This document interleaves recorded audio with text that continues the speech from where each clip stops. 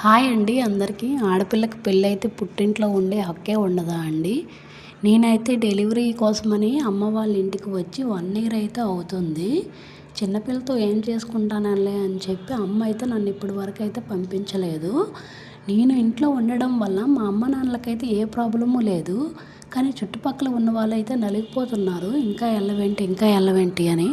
ఇంకా వాళ్ళు బాధపడలేకైతే నేనైతే మా వారు ఉన్న దగ్గరికైతే వెళ్ళిపోతున్నాం. ఇంకా పుట్టింటి నుంచి వెళ్తే అమ్మ అయితే ఉట్టి చేతులతో అయితే పంపించదు కదా!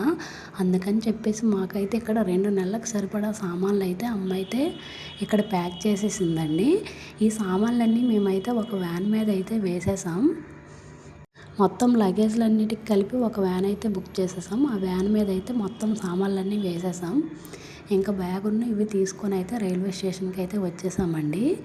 ఇక్కడ ట్రైన్ అయితే 1 అవర్ డిలే అయితే వచ్చేసింది. దానివల్ల అయితే అక్కడికి వెళ్ళేసరికి చాలా లేట్ అయిపోయిందండి.